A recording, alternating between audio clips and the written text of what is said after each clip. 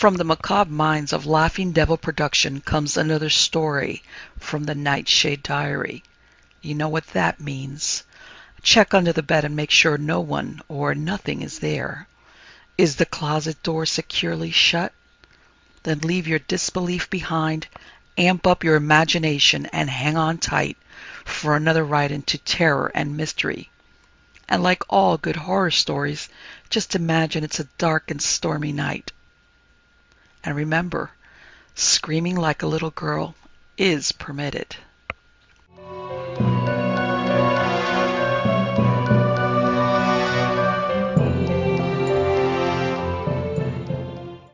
The Shadow by Edith Nesbit. This is not an artistically rounded off ghost story, and nothing is explained in it, and there seems to be no reason why any of it should have happened. But that is no reason why it should not be told. You must have noticed that all the real ghost stories you have ever come close to are like this in these aspects. No explanation, no logical coherence. Here is the story. There were 3 of us, and another, but she had fainted suddenly at the second extra of the Christmas dance, and had been put to bed in the dressing room next to the room which we 3 shared. It had been one of those jolly old-fashioned dances where nearly everybody stays the night, and the big country house is stretched to its utmost, containing guests harboring on sofas, couches, settles, and even mattresses on floors.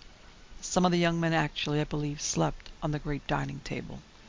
We had talked of our partners, as girls will, and then the stillness of the manor house, broken only by the whisper of the wind in the cedar branches and the scraping of their harsh fingers against our window panes, had pricked us to such a luxurious confidence in our surroundings of bright chintz and candle flame and firelight that we had dared to talk of ghosts, in which we all said we did not believe one bit. We had told the story of the phantom coach, and the horribly strange bed, and the lady in the sack in the house in Berkeley Square. We none of us believed in ghosts, but my heart, at least, seemed to leap to my throat and choke me there, when a tap came to our door. A tap faint, not to be mistaken. "Who's there?" said the youngest of us, craning a lean neck towards the door. It opened slowly, and I give you my word the instant of suspense that followed is still reckoned among my life's least confident moments. Almost at once the door opened fully, and Miss Eastwich, my aunt's housekeeper, companion, and general stand-by, looked in on us. We all said, "Come in," but she stood there. She was, at all normal hours, the most silent woman I have ever known. She stood and looked at us and shivered a little. So did we, for in those days corridors were not warmed by hot water pipes, and the air from the door was keen. "I saw your light," she said at last, "and I thought it was late for you to be up, after all this gaiety. I thought perhaps—" Her glance turned toward the door of the dressing room. "No," I said, "she's fast asleep." I should have added a good night, but the youngest of us forestalled my speech.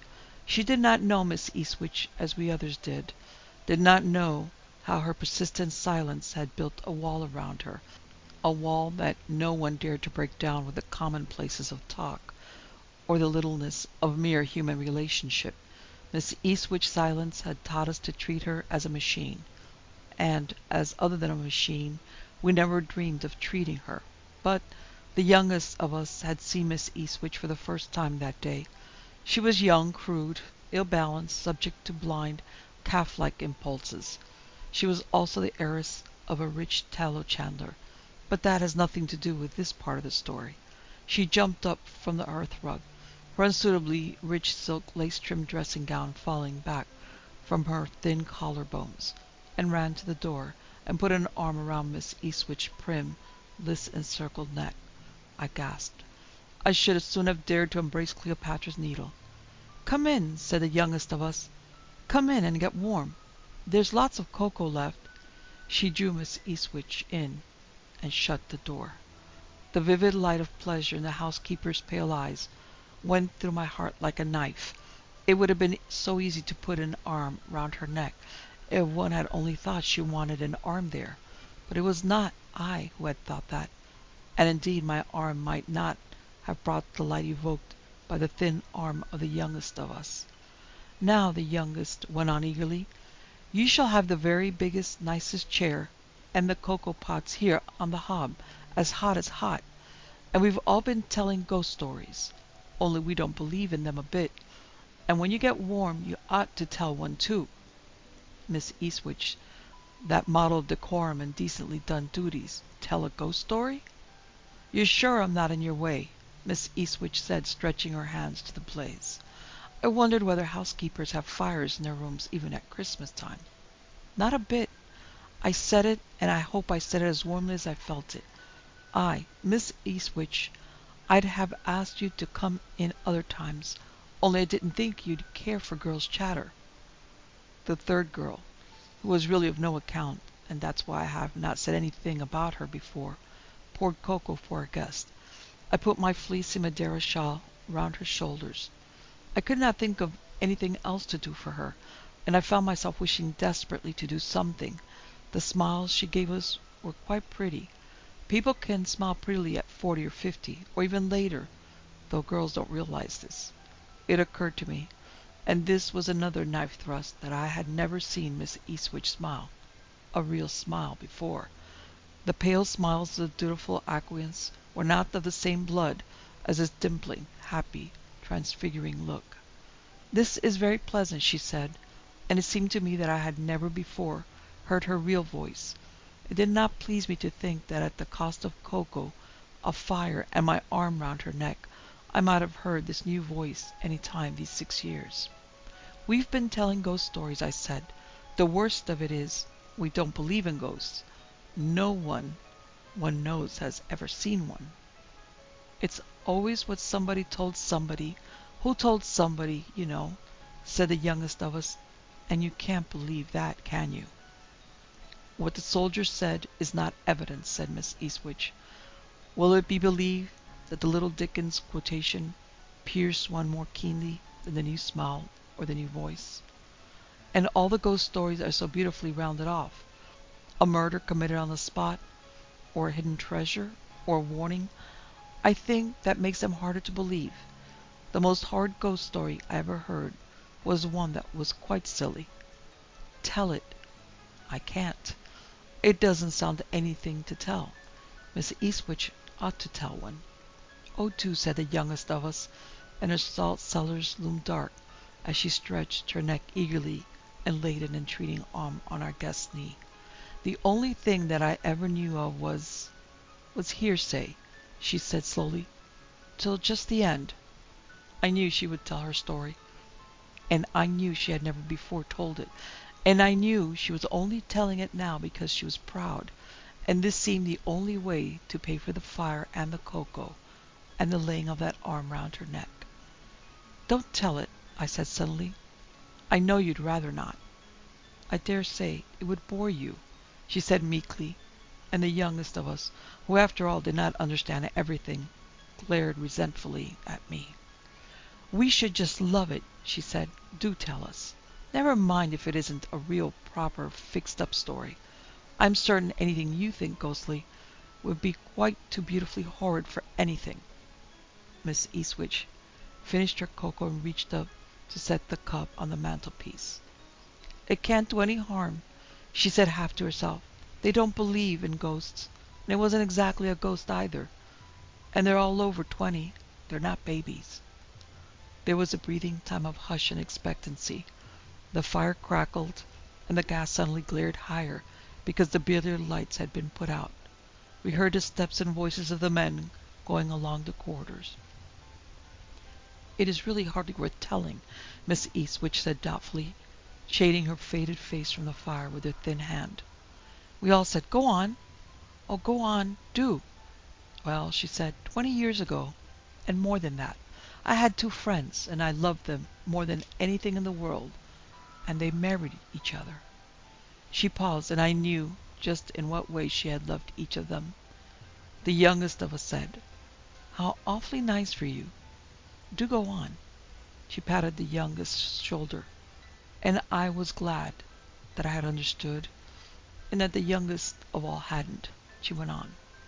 Well, after they were married, I did not see much of them for a year or two, and then he wrote and asked me to come and stay because his wife was ill, and I should cheer her up, and cheer him up as well, for it was a gloomy house, and he himself was growing gloomy too. I knew as she spoke that she had every line of that letter by heart. Well, I went. The address was in Lee, near London. In those days there were streets and streets of new villa houses growing up round old brick mansions standing in their own grounds, with red walls round, and a sort of flavour of coaching days and post-chaise and Blackheath highwaymen about them. He had said the house was gloomy, and it was called the Firs, and I imagined my cab going through a dark, winding shrubbery and drawing up in front of one of those sedate old square houses. Instead, we drew up in front of a large, smart villa with iron railings, gay and caustic tiles leading from the iron gate to the stained glass panelled door, and for shrubbery only a few stunted cypresses and aucubas in the tiny front garden. But inside it was all warm and welcoming. He met me at the door. She was gazing into the fire, and I knew she had forgotten us. But the youngest girl of all still thought it was to us she was telling her story. He met me at the door, she said again, and thanked me for coming, and asked me to forgive the past. What past? Said that high priestess of the inapropos, the youngest of all. Oh, I suppose he meant because they hadn't invited me before, or something, said Miss Eastwich worriedly. But it's a very dull story, I find, after all, and do go on, I said, and I kicked the youngest of us and got up to rearrange Miss Eastwich's shawl, and said in a blatant dumb show over the shawl's shoulder, "Shut up, you little idiot." After another silence, the housekeeper's new voice went on.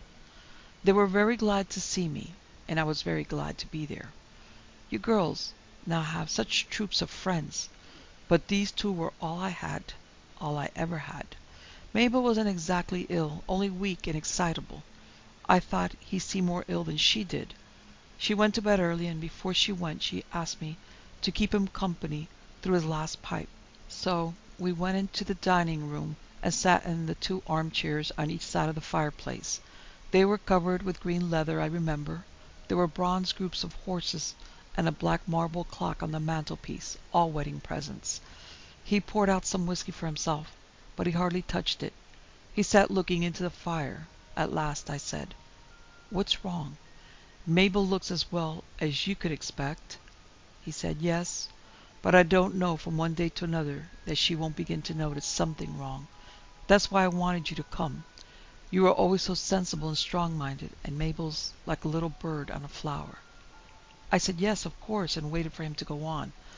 I thought he must be in debt or in trouble of some sort, so I just waited. Presently he said, "Margaret, this is a very peculiar house." He always called me Margaret.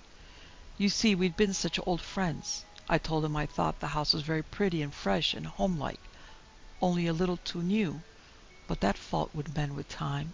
He said, "It is new. That's just it. We're the first people who've ever lived in it. If it were an old house, Margaret, I should think it was haunted." I asked if he had seen anything. "No," he said, "not yet." "Heard then?" said I. "No, not heard either." He said, "But there's a sort of feeling. I can't describe it. I've seen nothing and I've heard nothing, but I've been so near to seeing and hearing, just near, that's all. And something follows me about. Only when I turn around, there's never anything, only my shadow. And I always feel that I shall see the thing next minute, but I never do, not quite. It's always just not visible." I thought he'd been working rather hard, and tried to cheer him up by making light of all this. It was just nerves, I said. Then he said he had thought I could help him, and did I think anyone he had wronged could have laid a curse on him, and that I believe in curses. I said I didn't, and the only person anyone could have said he had wronged forgave him freely. I knew, if there was anything to forgive, so I told him this too. It was I, not the youngest of us, who knew the name of that person, wronged and forgiving. So then I said he ought to take Mabel away from the house and have a complete change. But he said no. Mabel had got everything in order, and he could never manage to get her away just now without explaining everything. And, above all, he said, she mustn't guess there's anything wrong. I dare say it. I shan't feel quite such a lunatic now you're here. So we said good night. Is that all the story? Said the third girl, striving to convey that even as it stood, it was a good story. That's only the beginning, said Miss Eastwich. Whenever I was alone with him, he used to tell me the same thing over and over again. And at first, when I began to notice things, I tried to think that it was his talk that had upset my nerves. The odd thing was that it wasn't only at night, but in broad daylight, and particularly on the stairs and passages. On the staircase the feeling used to be so awful that I've had to bite my lips till they bled to keep myself from running upstairs at full speed. Only I knew if I did I should go mad at the top. There was always something behind me, exactly as he had said, something that one could just not see, and a sound that one could just not hear. There was a long corridor at the top of the house. I've sometimes almost seen something. You know how one sees things without looking? But if I turned around, it seemed as if the thing drooped and melted into my shadow. There was a little window at the end of the corridor. Downstairs there was another corridor, something like it, with a cupboard at one end and the kitchen at the other. One night I went down into the kitchen to heat some milk for Mabel. The servants had gone to bed. As I stood by the fire, waiting for the milk to boil, I glanced through the open door and along the passage. I never could keep my eyes on what I was doing in that house. The cupboard door was partly open. They used to keep empty boxes and things in it, and as I looked, I knew that now it was not going to be almost any more. Yet I said, Mabel? Not because I thought it could be Mabel, who was crouching down there, half in and half out of the cupboard. The thing was gray at first, and then it was black, and when I whispered, Mabel, it seemed to sink down till it lay like a pool of ink on the floor, and then its edges drew in, and it seemed to flow like ink when you tilt up the paper you have spilt it on, and it flowed into the cupboard till it was all gathered into the shadow there. I saw it go quite plainly. The gas was full on in the kitchen. I screamed aloud, but even then, I'm thankful to say, I had enough sense to upset the boiling milk, so that when he came downstairs 3 steps at a time, I had the excuse for my scream of a scalded hand. The explanation satisfied Mabel. But next night he said, Why didn't you tell me? It was that cupboard. All the horror of the house comes out of that. Tell me, have you seen anything yet? Or is it only the nearly seeing and nearly hearing still? I said, You must tell me first what you've seen. He told me, and his eyes wandered as he spoke to the shadows by the curtain, and I turned up all 3 gas lights and lit the candles on the mantelpiece. Then we looked at each other and said we were both mad, and thanked God that Mabel at least was sane, for what he had seen was what I had seen. After that, I hated to be alone with a shadow, because at any moment I might see something that would crouch and sink and lie like a black pool and then slowly draw itself into the shadow that was nearest. Often that shadow was my own. The thing came first at night, but afterwards there was no hour safe from it. I saw it at dawn and at noon, in the dusk and in the firelight, and always it crouched and sank, and it was a pool that flowed into some shadow and became part of it, and always I saw it with a straining of the eyes, a pricking and aching. It seemed as though I could only just see it, as if my sight, to see it, had to be strained to the utmost. And still the sound was in the house, the sound that I could just not hear. At last, one morning early, I did hear it. It was close behind me, and it was only a sigh. It was worse than the thing that crept into the shadows. I don't know how I bore it. I couldn't have borne it if I hadn't been so fond of them both, but I knew in my heart that if he had no one to whom he could speak openly, he would go mad, or tell Mabel. His was not a very strong character, very sweet and kind and gentle, but not strong.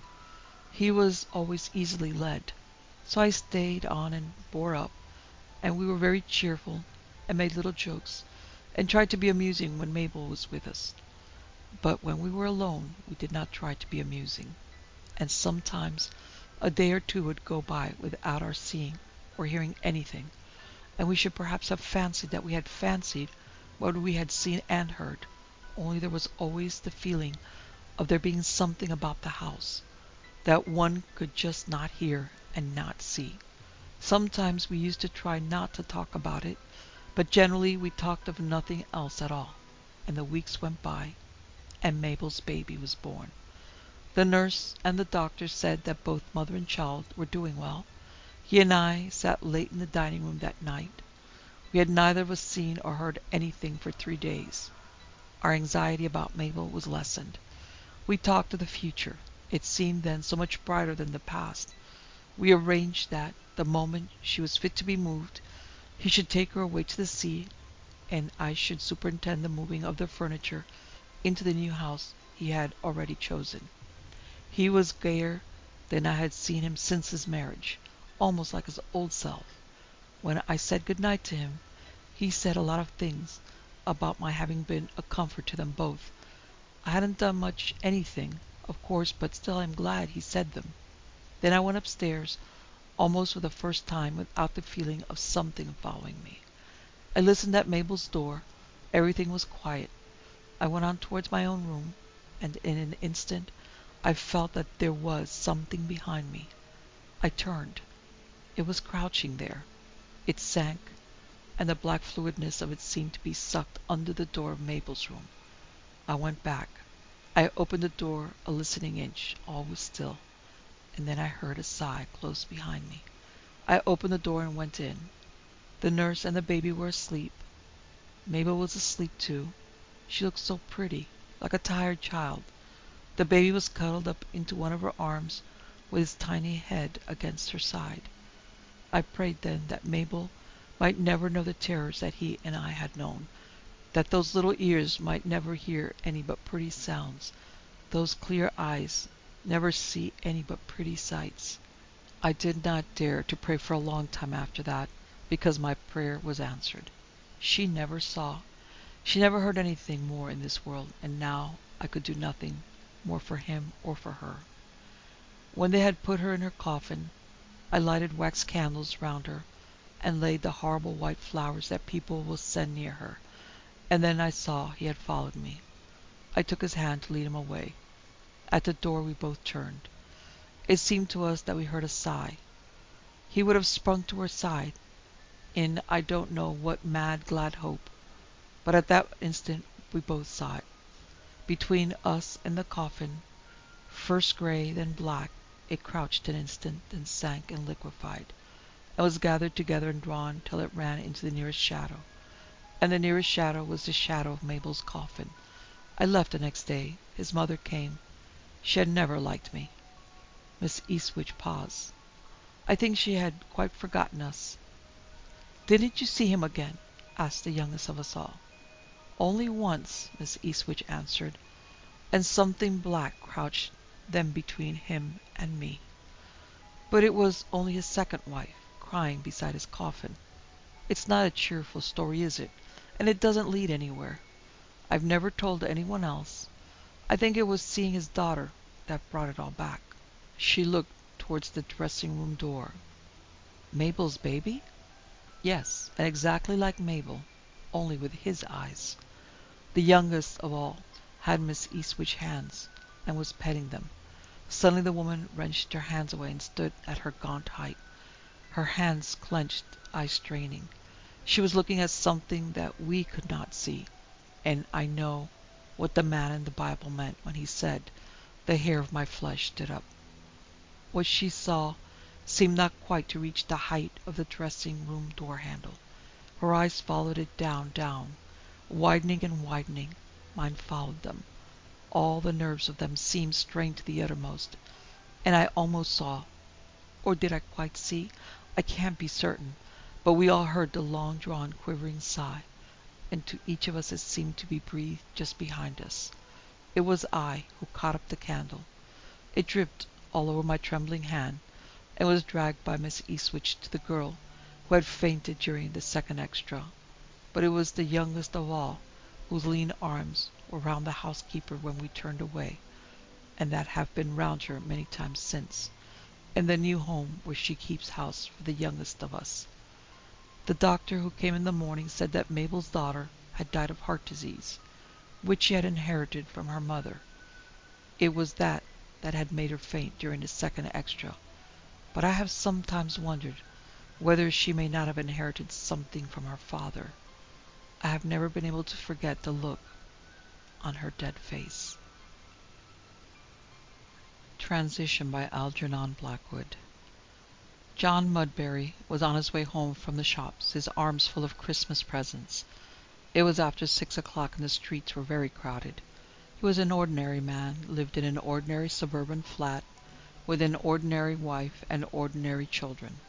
He did not think them ordinary, but everybody else did. He had ordinary presents for each one, a cheap blotter for his wife, a cheap air gun for the boy, and so forth.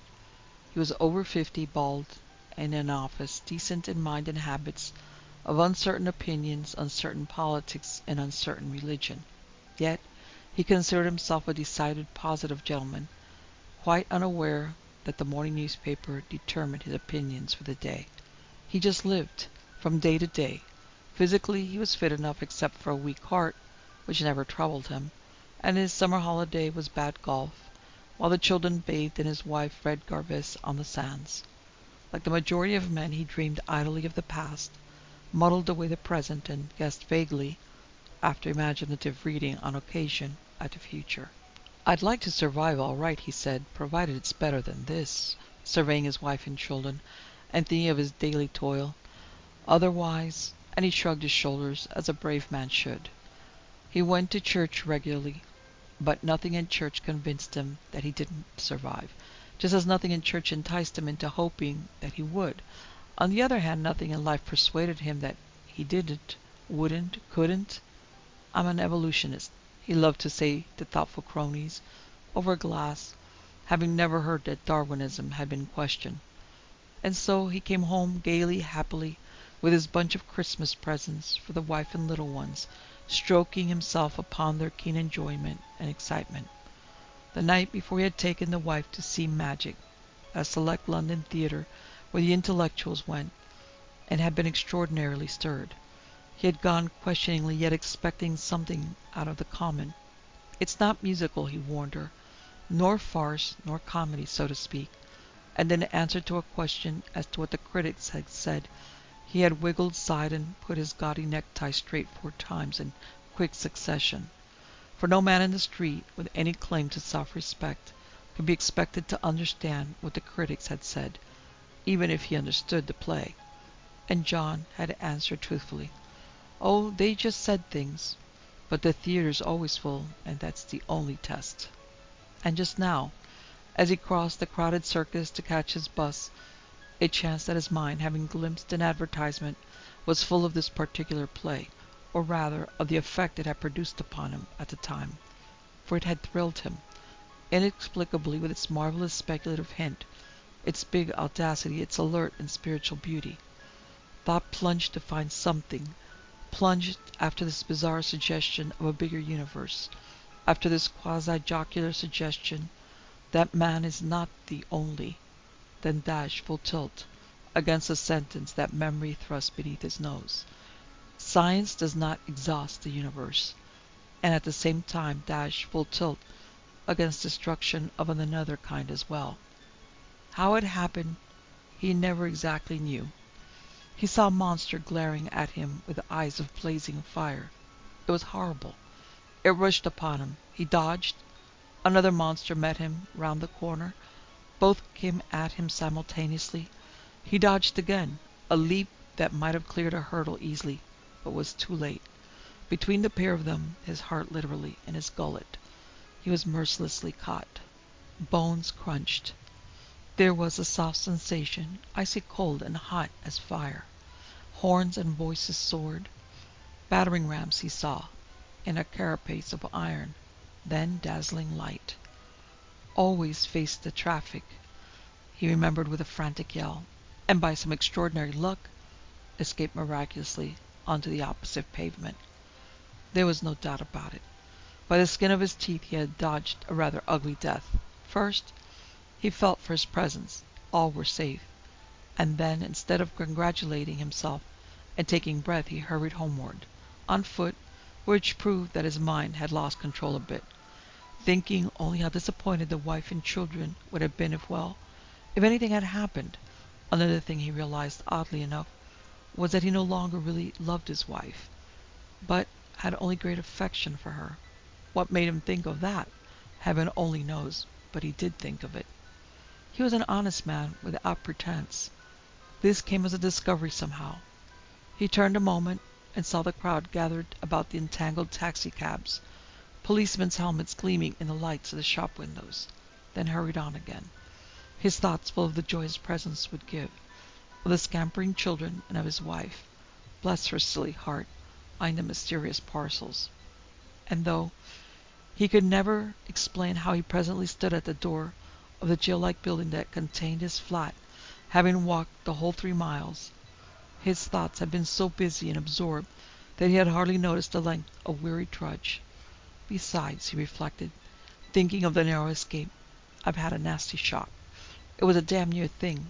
Now I come to think of it, he still felt a bit shaky and bewildered.